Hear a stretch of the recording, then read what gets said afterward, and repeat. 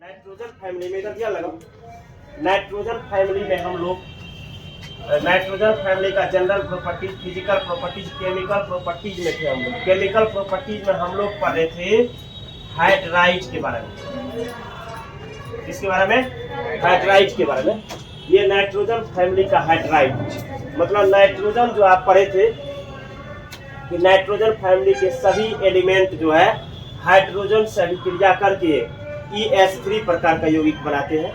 मतलब ES3 प्रकार का हाइड्राइड बनाते हैं। यहाँ तक हम लोग पढ़े थे। हाइड्राइड फैमिली का हम लोग पढ़ रहे थे। उसमें उसका सबसे पहले हम लोग उस दिन पढ़े थे स्टेबिलिटी के बारे में। नहीं पढ़े थे? स्टेबिलिटी के बारे में पढ़े थे। ऊपर से नीचे जाने पर स्टेबिलिटी क्या होता है। तो चलिए उसके आगे हम लोग पढ़ेंगे। ए नंबर पॉइंट पढ़े थे, याद करो। हाइड्राइड फैमिली का प्रॉपर्टीज हम लोग पढ़ रहे थे। उसमें पढ़े थे हम लोग कौन नंबर पॉइंट? ए नंबर। तो चलिए पी प्लस में हम लोग पढ़ रहे हैं कौन family? N family. N family में हम लोग कहाँ पे थे? हाइड्राइड। याद रखना एन फैमिली के सभी एलिमेंट हाइड्रोजन से अभिक्रिया करके ES3 प्रकार के यौगिक बनाते थे। वहां तक हम लोग पढ़ चुके थे। हम लोग ए नंबर पढ़े थे। ए नंबर के बाद अब पढ़ना है कौन नंबर? बी। चलिए बी नंबर लगाइए सब। Boiling point.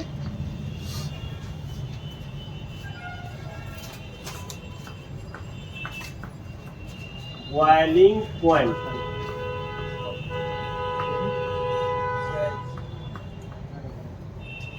बॉइलिंग पॉइंट इसको लिखिएगा क्वथनांक।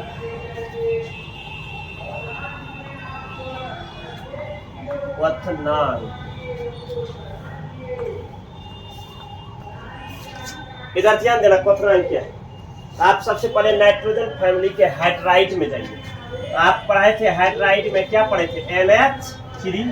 तब क्या पढ़े थे बोलो? PH3। तब कौन पढ़े थे बोलो? ASH3। उसके बाद SBH3। उसके बाद BIH3। एकदम बोलते जाना, याद हो जाएगा। देखो ये सब हाइड्राइड पढ़े थे हम। अब पढ़ क्या रहे हम लोग? Boiling point.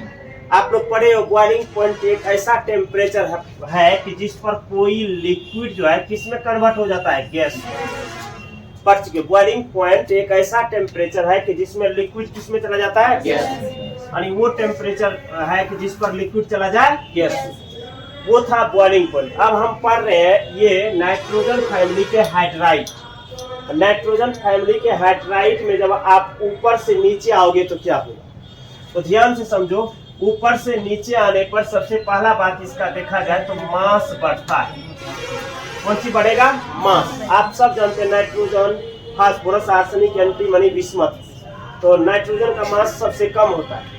उससे ज्यादा फास्फोरस का, उससे ज्यादा आर्सेनिक का, उससे ज्यादा एंटीमनी का था बिस्मथ। ऊपर से जैसे नीचे आओगे तो मास बढ़ता चला जाएगा। तो मास तो इसका इंक्रीज कर जाता है। मास बढ़ जाएगा। अगर मास बढ़ता तो आप लोग पढ़े मास के कारण जो होता है उसके बीच वंडरवाल फोर्स लगता है। कौन सा फोर्स? Van der Waals force. अब वंडरवाल फोर्स जो लगता है मास के कारण, तो ये मास अगर बढ़ गया तो वंडरवाल फोर्स भी क्या हो जाएगा? ज्यादा होते जाएगा। तो ऊपर से जैसे नीचे आओगे तो वंडरवाल फोर्स भी क्या होगा? बढ़ेगा। ध्यान लगाना। इसका वंडरवाल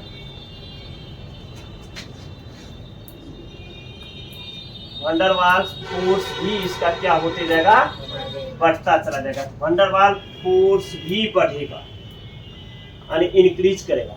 अब तुम जरा दिमाग लगाना कि मास भी ज्यादा तो वंडरवाल फोर्स भी ज्यादा। अब बताओ, अभी दो मॉलिक्यूल्स, अभी दोनों मॉलिक्यूल्स के बीच जो है वंडरवाल फोर्स ज्यादा है या इसका मास भी ज्यादा है, इसका भी मास ज्यादा है। और दोनों का मास के कारण इसके बीच कौन सा फोर्स लगता है? Van der Waals force. अगर वंडरवाल फोर्स मास बढ़ता है तो वंडरवाल फोर्स भी बढ़ता है। अब जरा दिमाग लगाओ तुम लोग कि दोनों मॉलिक्यूल्स जुड़ा हुआ है। आप इसको ना टेम्परेचर दे करके ना उड़ाना चाह रहे, गैस में ले जाना चाह रहे। अगर इसके बीच बताओ फोर्स का मान ज्यादा होगा तो तोड़ के उड़ाने में ऊर्जा ज्यादा लगेगा। अगर तोड़ के उड़ाने में ऊर्जा ज्यादा लगेगा, इसका मतलब इसका टेम्परेचर क्या लगेगा, ज्यादा लगेगा। टेम्परेचर क्या है, बॉइलिंग पॉइंट, मतलब जिसमें ये लिक्विड जो है किसमें चला जाएगा, गैस में। तो लिक्विड चला जाएगा गैस में, तो इसका अगर मास ज्यादा रहा तो वंडरवाल फोर्स भी ज्यादा हो जाएगा। अगर वंडरवाल फोर्स ज्यादा रहा तो तोड़ के उड़ाने में एनर्जी भी क्या लगेगा, ज्यादा। इसका मतलब बॉइलिंग पॉइंट भी क्या हो जाएगा, ज्यादा। इसका मतलब है कि आप ऊपर से नीचे आओगे तो बॉइलिंग पॉइंट भी क्या होगा, बढ़ेगा। लेकिन एक रीजन है, ध्यान से समझना, बॉइलिंग पॉइंट भी ऊपर से नीचे आने पर क्या होगा, बढ़ेगा। मतलब आप ऊपर से नीचे जा रहे हैं तो इसका बॉइलिंग पॉइंट भी क्या कर रहा है, इंक्रीज कर रहा है, बढ़ रहा है। लेकिन अगर देखा जाए तो ये जो NH3 है, NH3 का बॉइलिंग पॉइंट, NH3 का बॉइलिंग पॉइंट जो होता है PS3 जो है और ASS3 जो दिख रहा है, ये दोनों जो दिख रहा है, इस दोनों को जो देख रहे हो, NH3 का बॉइलिंग पॉइंट इस दोनों से अधिक हो जाता है। लेकिन ये कहता है कि मास के बढ़ने के कारण वंडरवाल फोर्स बढ़ता है, वंडरवाल फोर्स बढ़ने से बॉइलिंग पॉइंट भी बढ़ता है। लेकिन एक रीजन है कि PS3 और ASS3 से NH3 का जो बॉइलिंग पॉइंट होता है वो अधिक हो जाता है। क्वेश्चन भी पूछा जाता है कि NH3 के बॉइलिंग पॉइंट से PS3 और ASS3 के बॉइलिंग पॉइंट कम होता है, क्यों।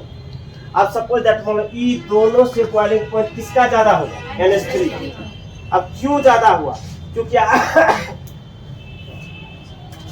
आप तो ऊपर से नीचे आ रहे हो तो बॉइलिंग पॉइंट बढ़ रहा है। लेकिन यहाँ देखो, अगर आप ऊपर से नीचे आ रहे तो यहाँ देखो ये दोनों का बॉइलिंग पॉइंट घट रहा है और फिर उसके बाद बढ़ रहा है। ये दोनों का कम है क्यों, इसका ज्यादा है क्यों। अब सुनो ध्यान से, NH3 का अणु जो है, इसके NH3 के मॉलिक्यूल्स के बीच जो है, ये NH3 मॉलिक्यूल्स के बीच, तो सबके बीच वंडरवाल फोर्स है। इसके बीच भी वंडरवाल फोर्स तो है, ये है।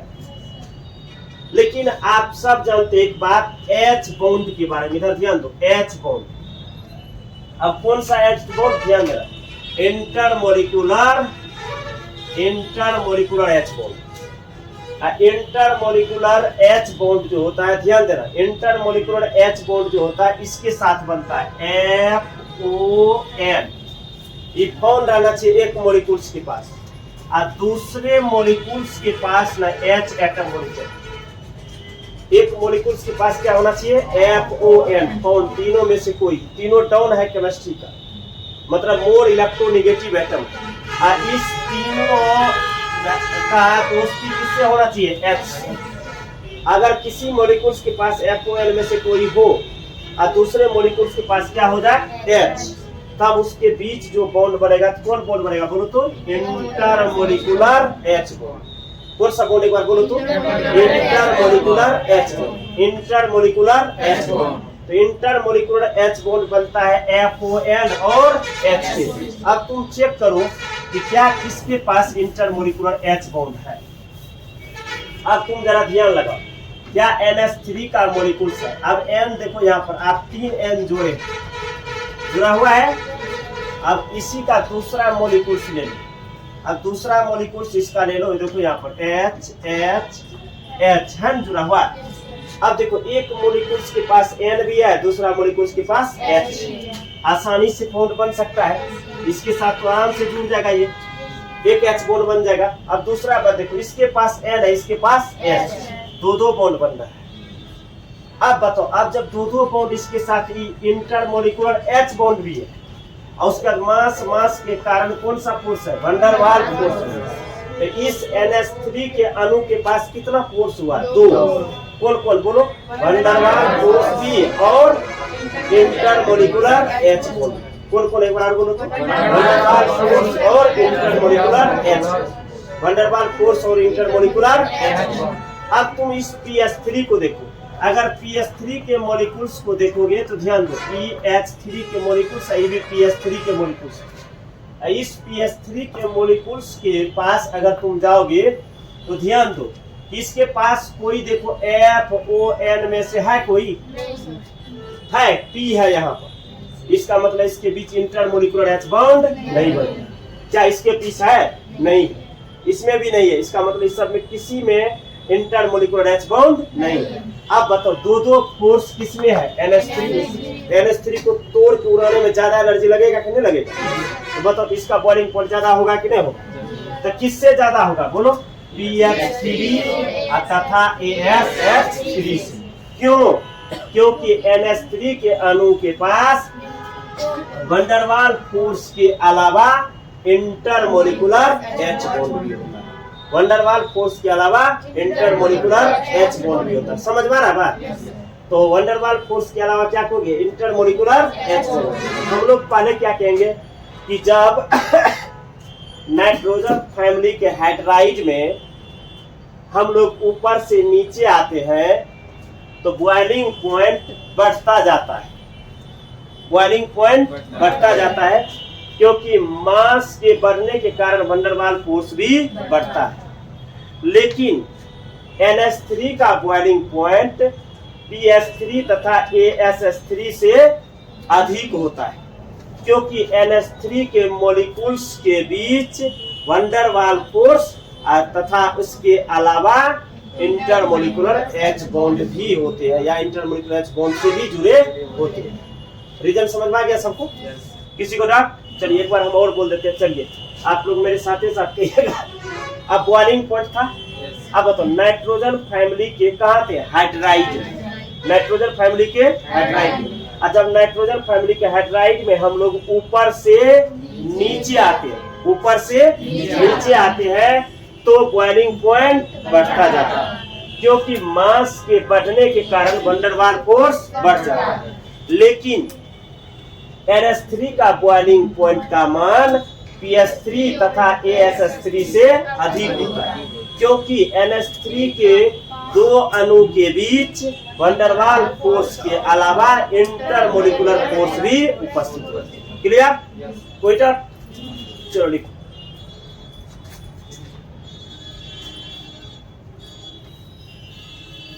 लिखो तो बोले लिखो। जब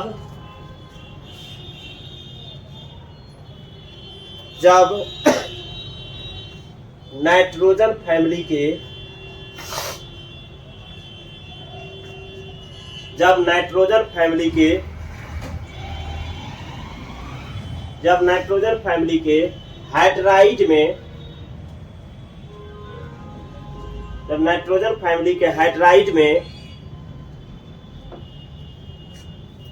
जब नाइट्रोजन फैमिली के हाइड्राइड में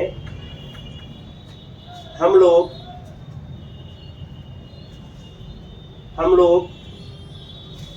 ऊपर से नीचे जाते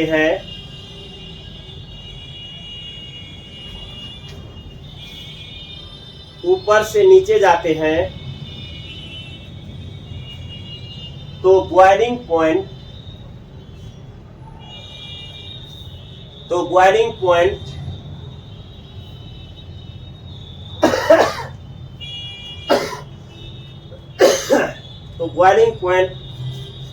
बढ़ता जाता है।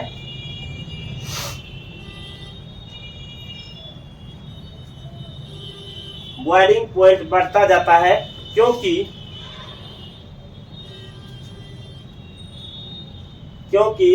मास के बढ़ने के कारण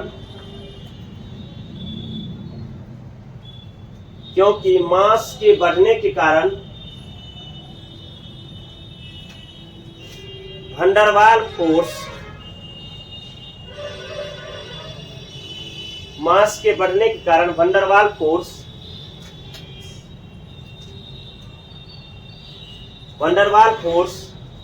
बढ़ जाता है।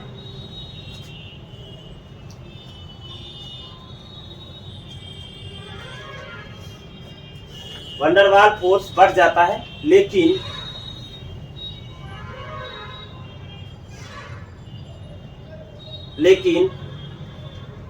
NH3 का बॉइलिंग पॉइंट का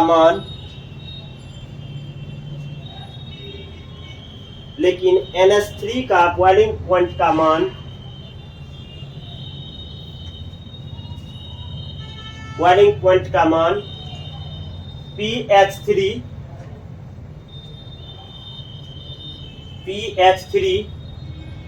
तथा ASH3 से pH3 तथा ASH3 से अधिक होता है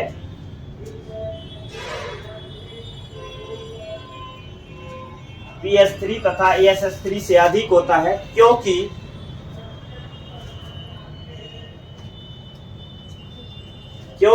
NH3 के अणु के बीच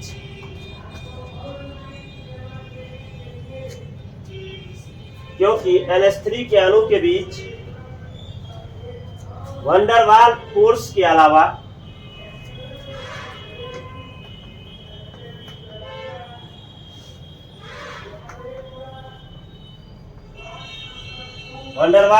के अलावा इंटरमोलिकुलर H बॉन्ड भी उपस्थित होते हैं।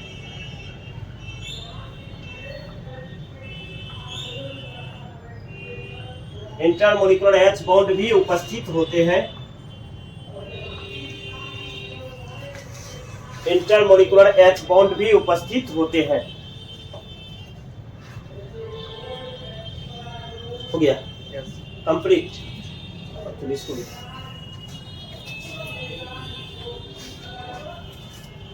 रुको, इसका बॉइलिंग पॉइंट लिख दो।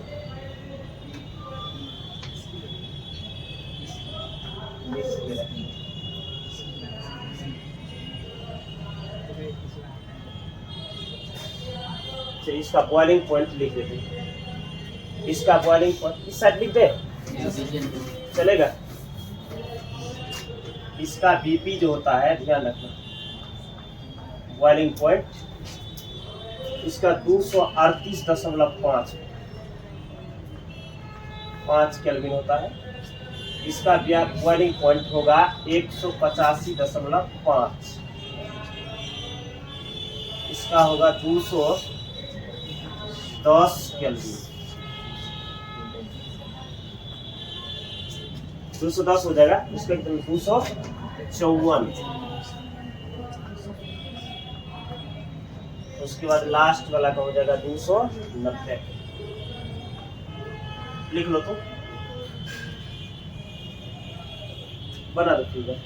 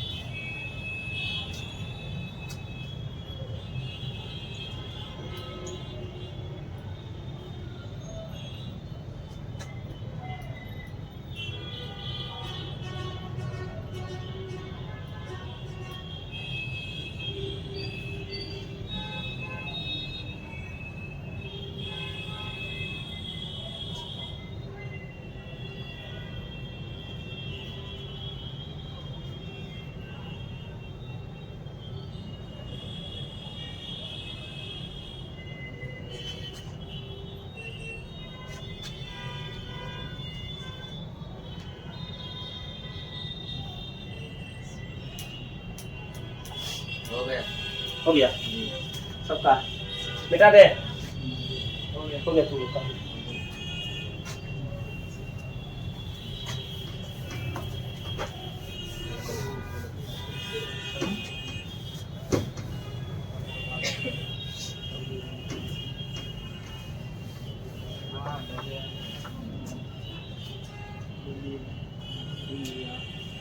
ध्यान लगा रखिए। जिसे यहाँ देखो ए और बी है, देखो ये जो इसको कहा जाता है बॉन्ड पेयर इलेक्ट्रॉन। अब जैसे ये बॉन्ड बनाया अब देखो यहाँ पर ये ऐसे बॉन्ड बना, या डबल बॉन्ड हुआ, ये हुआ कौन सा बॉन्ड, सिंगल बॉन्ड। अब इसको कहा जाता है, इसको कहा जाता है bond pair, bond pair electron, और इलेक्ट्रॉन कहिएगा बॉन्ड पेयर इलेक्ट्रॉन। अच्छा, ये जो इलेक्ट्रॉन दिख रहा है इसको कहा जाता है लोन पेयर इलेक्ट्रॉन, कौन कहिएगा, lone pair electron, lone pair electron. ध्यान देना, ये है लोन पेयर, ये है बॉन्ड पेयर। अब देखना तुम लोग जरा ध्यान लगाना, अभी बॉन्ड पेयर ये क्या हुआ, लोन पेयर, सॉरी ये बॉन्ड पेयर, ये लोन पेयर। अगर बॉन्ड पेयर इलेक्ट्रॉन रहा, ध्यान रखना ये बॉन्ड पेयर वाला इलेक्ट्रॉन है, सपोज दैट मान लो बीपी यानी बॉन्ड पेयर वाला, ये है आपका एलपी लोन पेयर वाला। अगर दो इलेक्ट्रॉन, ध्यान देना ये लोन पेयर वाला है दोनों, अगर लोन पेयर रहा तो उसके बीच में रिपल्सन ज्यादा होगा, क्योंकि माइनस से होता है इलेक्ट्रॉन। अब तुम जरा ध्यान दो कि यहाँ पर है आपका लोन पेयर, ठीक है।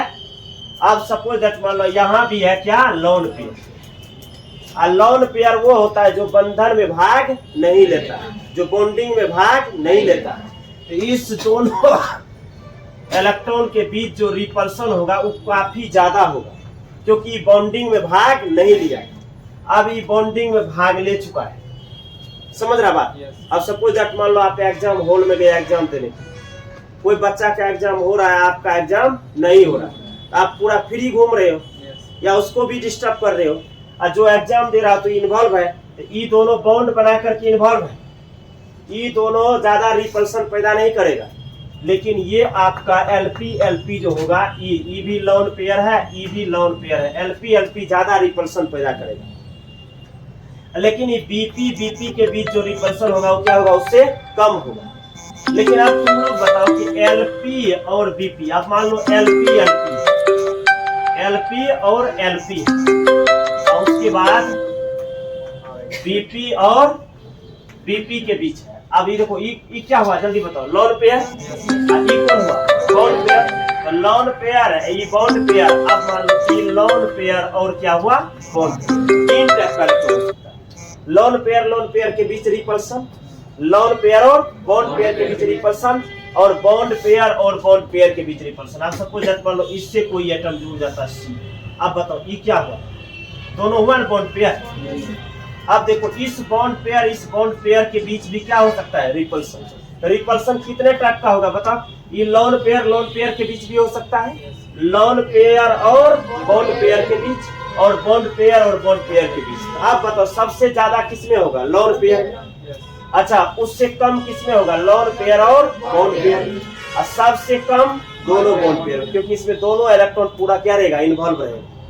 तो ये दोनों बॉन्डिंग में इन्वॉल्व है। यहाँ से वो फ्री है, कुछ न कुछ करवे करेगा, समझ रहा बात। और जो फ्री रहता देखता है ना, उंगली एकदम बिना काम का ही भोंकेगा।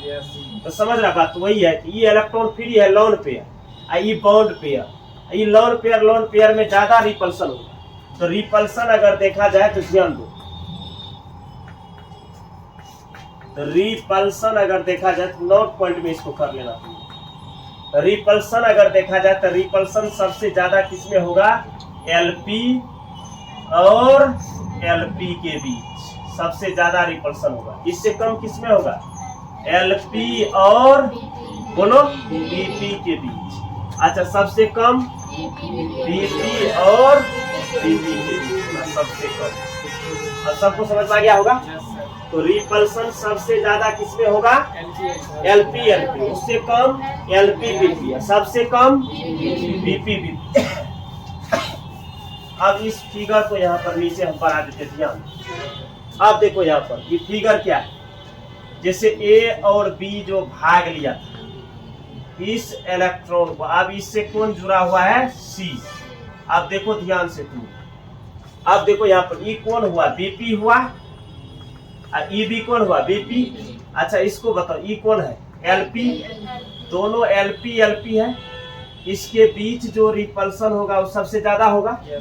अच्छा, इसके बीच जो होगा उससे क्या होगा, कम होगा। अच्छा, सबसे कम किसके बीच होगा, इसके बीच होगा। इसके बीच कौन कौन हुआ, बीपी और बीपी के बीच। अच्छा इसके बीच कौन हुआ बोलो तो, एलपी और बीपी के बीच। अच्छा ये दोनों कौन हुआ, एलपी और ई हो जाएगा एलपी और एलपी के बीच। अब समझ में आ गया होगा सबको। तो अब ये दिमाग में बच गया सबको। एलपी एलपी में क्या होगा, ज्यादा रिपल्सन, क्योंकि वो बॉन्डिंग में भाग नहीं करेगा। एलपी बीपी में उससे कम होगा, क्योंकि एलपी वाला तो बॉन्डिंग में भाग नहीं लिया, लेकिन बीपी वाला भाग लिया है, उसकी वजह से कम होगा। लेकिन यहाँ बीपी बीपी रहा तो दोनों बॉन्डिंग में भाग लिया, मतलब कम लूच पुच करेगा। समझ में आ रहा बात। तो चलिए इसको लिखिए, repulsion LP LP, LP BP और बीपी बीपी के बीच सबसे ज्यादा रिपल्सन एलपी एलपी होगा, उसके बाद एलपी बीपी, उसके बाद बीपी बीपी के बीच।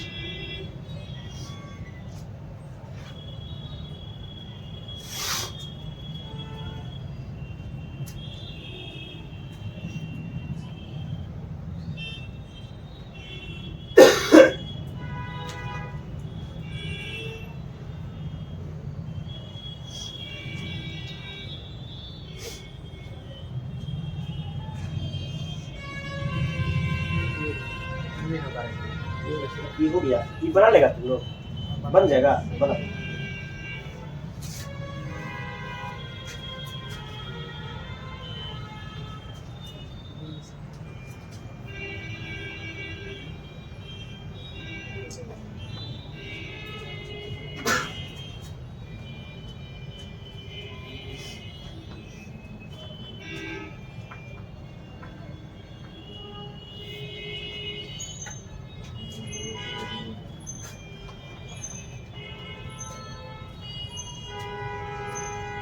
एगो लड़का पहले यूपी में, मतलब आगरा में जो था, आगरा में रहता था, आगरे में रहता था, पर जो है ना सोच लो 2 साल से रह रहा था। वो रोज सोचता कि आज ताजमहल देखने जाएंगे, कल ताजमहल देखने जाएंगे, समझ रहा है। मतलब डेली वो जतरा बनाता था कि आज जाएंगे कल जाएंगे, आज जाएंगे कल जाएंगे। जाते जाते वो आगरा छोड़ करके आ गया मधेपुरा। जब मधेपुरा आ गया तो कहा कि जो आगरा में 3 साल रहे, ताजमहल ने देख, पछता कि अब बगल की गाड़ी छूट गई। तब एक दिन प्लानिंग किया हम लोग, ने चलो आगरा का ताजमहल देख कर जाते। तब फिर गए हम लोग आगरा का ताजमहल देखने यहाँ से। तब वो कहता है कि बेकार का है जिंदगी, बगल में रह करके हम ताजमहल नहीं घूम पाए, आज संतुष्ट नहीं हम घूमने से। तो बहुत आदमी ऐसे भी होते हैं, तो वहाँ पहुँच करके भी वहाँ नहीं पहुँच पाते।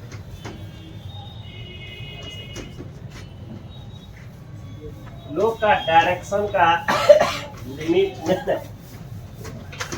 डायरेक्शन बदल। चलिए आगे बढ़े। चल लगाइए सी नंबर, बाउंड एंगल।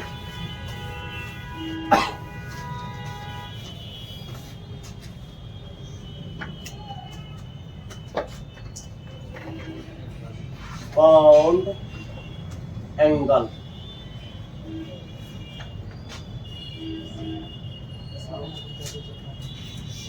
लिखो, लिख लीजिए। बाउंड बाउंड एंगल लगाया।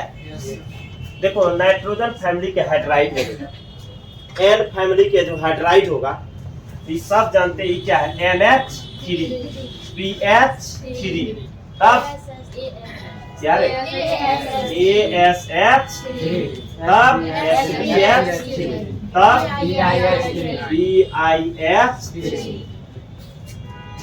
अब देखो 3 बॉन्ड है, नाइट्रोजन के साथ कितना H जुड़ा हुआ है बताओ, 3 H जुड़ा हुआ है। अब बाउंड एंगल अगर देखना होगा, अब एंगल सब समझता है एंगल कैसे बनता है। अब अगर बाउंड एंगल देख रहे हो तो देखो 3 बॉन्ड है यहाँ।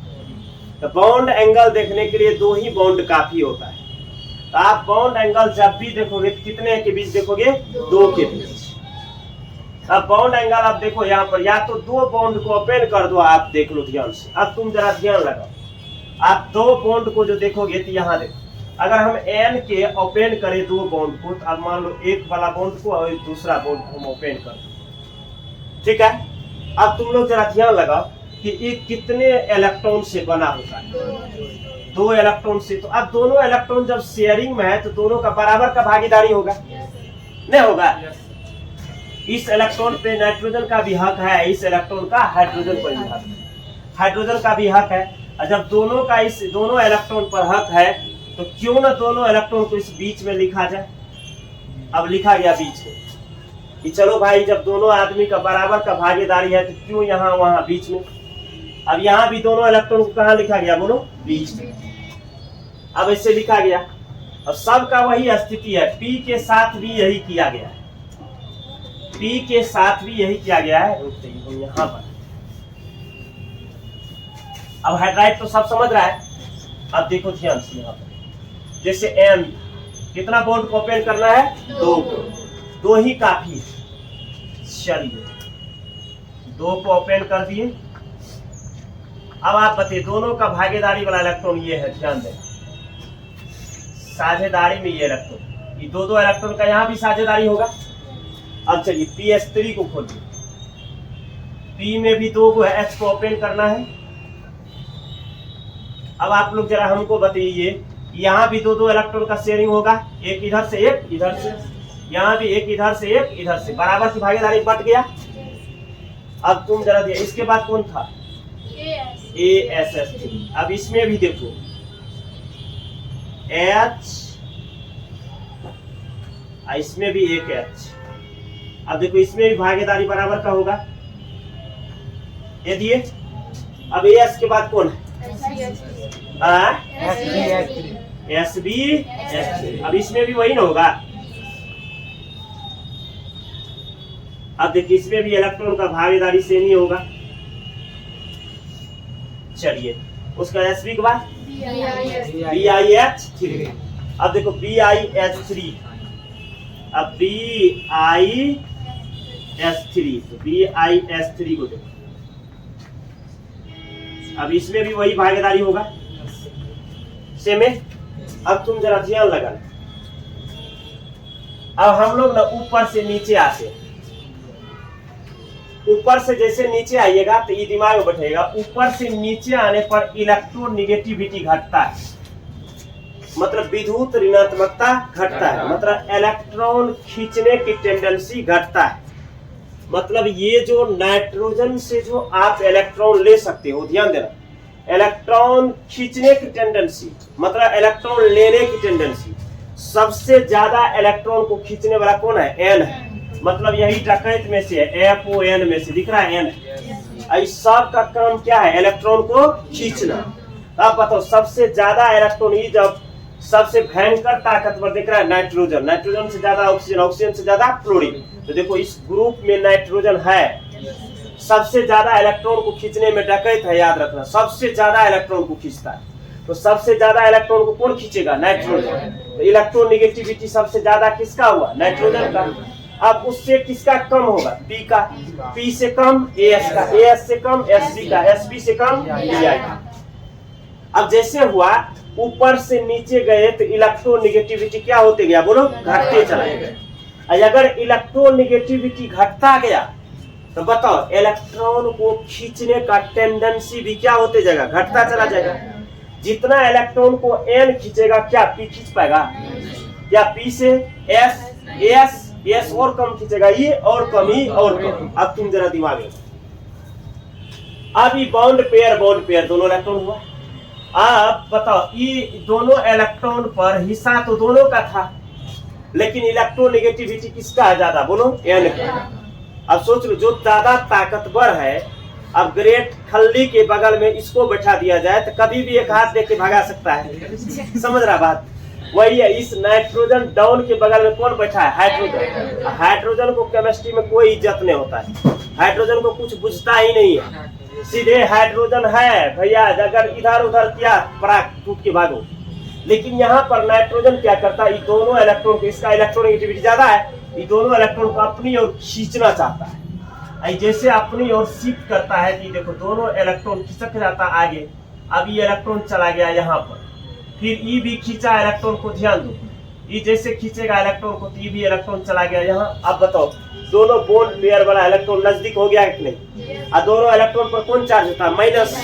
अब बताओ बॉन्ड एंगल इसका बढ़ जाएगा घट जाएगा, बढ़ेगा मतलब रिपेल करेगा, और जैसे रिपेल करेगा तो रहेगा ऐसा, अब धड़ाक से ऐसा होगा, फैल जाएगा, मतलब रिपेल कर गया, मतलब ऐसा था, कितना प्रेम से था इसका एंगल, लेकिन ये नाइट्रोजन की वजह से इसका इलेक्ट्रोनेगेटिविटी ज्यादा था, ये इलेक्ट्रॉन को खींच लिया, और जैसे इलेक्ट्रॉन नजदीक आया तो ये बीपी और बीपी रिपल्सन क्या हो जाएगा, बढ़ जाएगा, क्योंकि बॉन्डे पेयर वाला इलेक्ट्रॉन है। अब बीपी बीपी रिपल्सन क्या हो जाएगा, बढ़ जाएगा, और जब बीपी बीपी रिपल्सन अगर बढ़ गया तो बॉन्ड एंगल भी क्या हो जाएगा, बढ़ जाएगा। अब बताओ इसका इलेक्ट्रोनेगेटिविटी इससे क्या है, कम। क्या इतना इलेक्ट्रॉन को खींच लेगा, नहीं खींच पाएगा। इलेक्ट्रॉन को जब उतना ज्यादा नहीं खींचेगा तो थोड़ा सा खींचेगा, और थोड़ा सा जब खींचेगा तो ध्यान से समझो, और जब थोड़ा सा इलेक्ट्रॉन को खींचेगा तो बोलो इतना रिपल्सन नहीं कर पाएगा, इतना ज्यादा अगर रिपल्सन नहीं कर पाया, मान लो था, अब उतना खटाक से नहीं लगा था जैसे इसमें लगा था, इसमें हल्का सा लगा तो थोड़ा सा फैलेगा, मतलब इससे इसका बॉन्ड एंगल क्या हो जाएगा, कम। अब नीचे आइए, और आप बताइए क्या इतना खींच लेगा इलेक्ट्रॉन को, अब बताओ जब ज्यादा नहीं खींच पाएगा तो ज्यादा नजदीक हो पाएगा, और ज्यादा नजदीक अगर नहीं हुआ तो रिपल्सन ज्यादा हो पाएगा, और ज्यादा रिपल्सन अगर नहीं हुआ तो बॉन्ड एंगल का मान और घट जाएगा, मतलब ऐसा कैसे रह जाएगा। अब इसमें और घटेगा, इसमें और घटेगा, तो मतलब ऊपर से नीचे आने पर बॉन्ड एंगल क्या होते जा रहा है, घटता जा रहा है। क्यों घट रहा है, क्योंकि बीपी बीपी रिपल्सन घटता जा रहा है, बीपी बीपी रिपल्सन घटता जा रहा है, क्योंकि बीपी बीपी रिपल्सन यहाँ पर ज्यादा हुआ क्योंकि नजदीक था, यहाँ इलेक्ट्रॉन क्या होगा थोड़ा सा दूर, तो बीपी बीपी रिपल्सन क्या होगा, घटेगा, और नीचा हो गया बीपी बीपी रिपल्सन घटेगा, और नीचा हो गया बीपी बीपी रिपल्सन घटेगा, और नीचा जाने पर और घटेगा, मतलब ऊपर से नीचे आने पर बॉन्ड एंगल का मान घटता जाता है, क्योंकि ऊपर से नीचे आने पर इलेक्ट्रोनेगेटिविटी घटने के कारण बीपी बीपी रिपल्सन भी घट जाता है, इलेक्ट्रोनेगेटिविटी घटने के कारण बीपी बीपी रिपल्सन भी घट जाता है। क्लियर।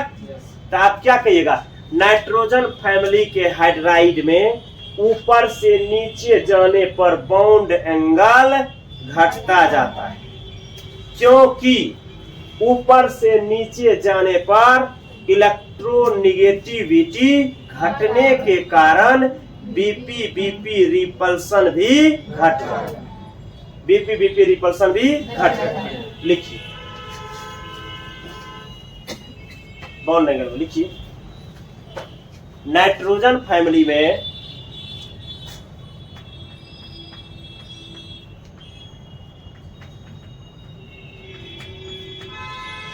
नाइट्रोजन फैमिली के करते, नाइट्रोजन फैमिली के हाइड्राइड में, नाइट्रोजन फैमिली के हाइड्राइड में ऊपर से नीचे जाने पर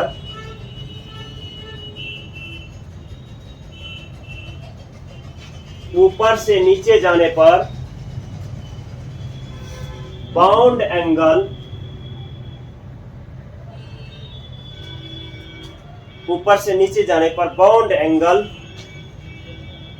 घटता जाता है, बॉन्ड एंगल घटता जाता है, बॉन्ड एंगल घटता जाता है, क्योंकि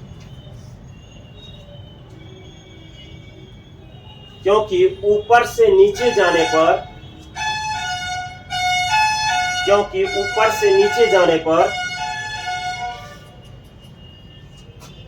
इलेक्ट्रोनेगेटिविटी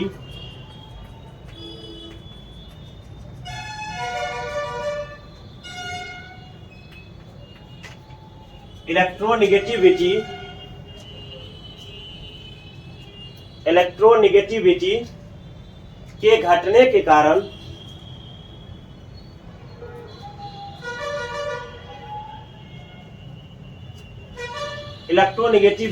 घटने के कारण bond pair bond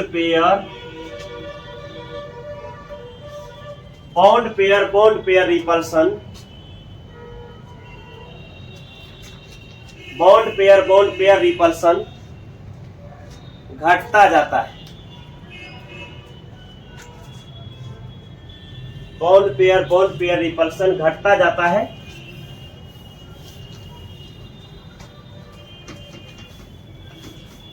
bond pair repulsion घटता जाता है। यह बड़ा फिगर हमारे साथ तुम जिससे एन था।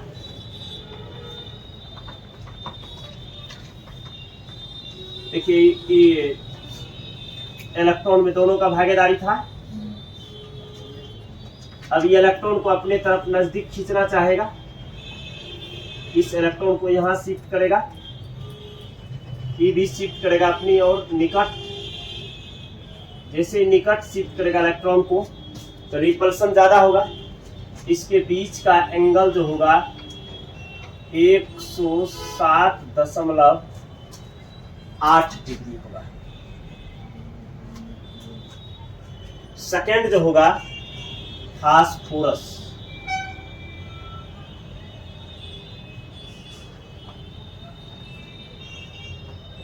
ये है इलेक्ट्रॉन,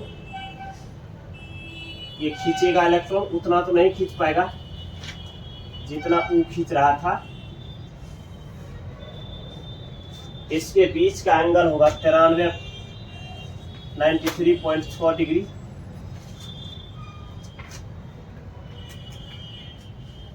फास्फोरस के बाद कौन था? एएस।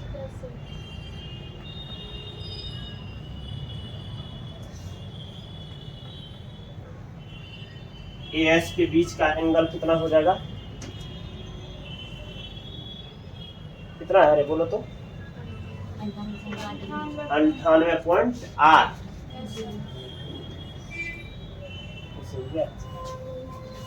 ऊपर से नीचे आने पर कौन एंगल घटता जाता है?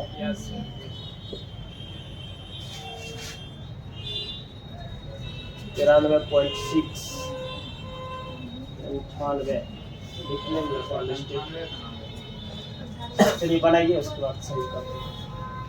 आर्सेनिक के बाद कौन था? एंटीमनी।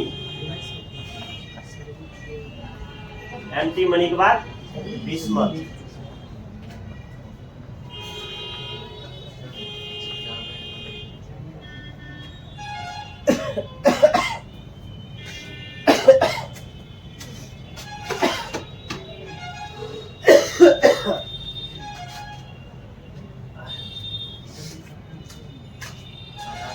इसका हो जाएगा 91.8। इसका हो जाएगा 91.35 डिग्री। इसका हो जाएगा 91 या 90। 91 या 90 सब में डिग्री लगा। बॉन्ड एंगल, बॉन्ड एंगल ऊपर से नीचे आने पर घटेगा ना रे, डिक्रीज करेगा। तो इलेक्ट्रोनेगेटिविटी बताओ, इलेक्ट्रोनेगेटिविटी भी क्या होगा? घटेगा। अच्छा बीपी रिपल्सन बोलो रे, ये भी क्या होगा? ये भी घटेगा। बीपी रिपल्सन भी घटेगा। बीपी रिपल्सन भी